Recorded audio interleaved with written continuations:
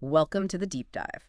Today, we're looking into the finances, specifically the budget situation at the Redbank Valley School District. Yeah, and we're using commentary from a school board member, Kevin D. Johnson, based on an article called Redbank Teacher Pay and School Budget. Right, so the goal here is to unpack a couple of key things. Is there really a teacher shortage happening in this specific district? And what's driving the school budget, especially around teacher pay? Okay, so first off, the teacher application numbers are, well, pretty surprising, actually. Surprising how? Well, according to this board member, for just 2 or 3 elementary teacher jobs open, they got 23 applications. 23. Wow, okay. And it's not just elementary. For music and band teacher position, 19 applicants? 19. And are these like qualified people? That's the thing. He emphasizes these applicants generally do have the required qualifications. They meet the criteria. Huh. That really does sort of challenge the common story we hear about major teacher shortages across Pennsylvania. It does. Okay. The board member even had this comment, like things that make you go, you know. Yeah, it definitely makes you pause and think, maybe this situation isn't quite as uniform everywhere as reported. Exactly. And he offers a reason, or maybe a theory, for why Redbank might be seeing so many applicants. What's his take? He points to a mix of factors: high teacher salaries, good benefits, and importantly, a low cost of living in that Redbank area. Ah, okay. The whole package. Yeah. He actually says Redbank is becoming an exceptional opportunity from a salary perspective. That phrasing really jumps out. It does. So let's dig into the numbers a bit. The proposed school budget is what, around $23 million? That's the figure mentioned, yes, $23 million. And how does that stack up against local incomes? Well, the median per capita income is reported around $30,000 a year. The median household income is about $58,000.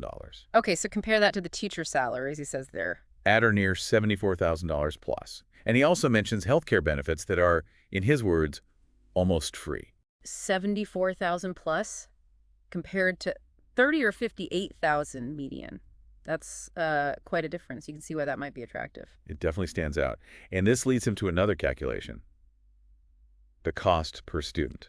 Right. How much does it cost to educate one student there per year? He calculates it at approximately $23,000 per student per year. $23,000. Wow. And then he puts that number right next to the cost of local private schools. Which are? He says they run between $5,000 and $10,000 a year. So pretty stark contrast in cost. Yeah, that's a huge gap. You can see why that comparison would be part of his argument about, efficiency or cost effectiveness. Definitely frames his concerns about the budget. Yeah. But it's interesting. Despite these financial worries, Yeah. he actually speaks really positively about the area itself, New Bethlehem and Redbank.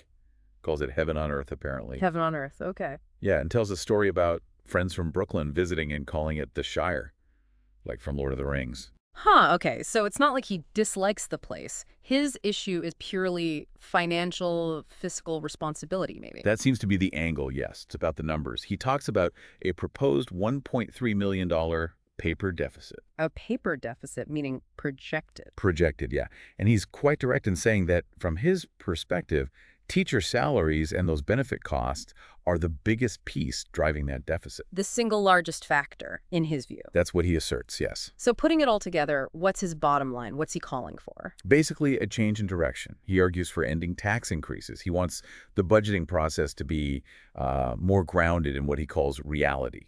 Meaning aligning spending with the local economy's ability to pay, perhaps. Fiscal sustainability. That seems to be the core message. Responsible budgeting that the community can sustain long-term, according to him. Okay, so we've got this tension, right? On one hand, lots of apparent interest from qualified teachers, maybe drawn by good pay and benefits. Right. But on the other hand, you have these serious concerns from a board member about a budget deficit, high per-student costs compared to private options, and the overall burden on taxpayers. It really paints a complex picture, which leads to a final thought for you, our listener.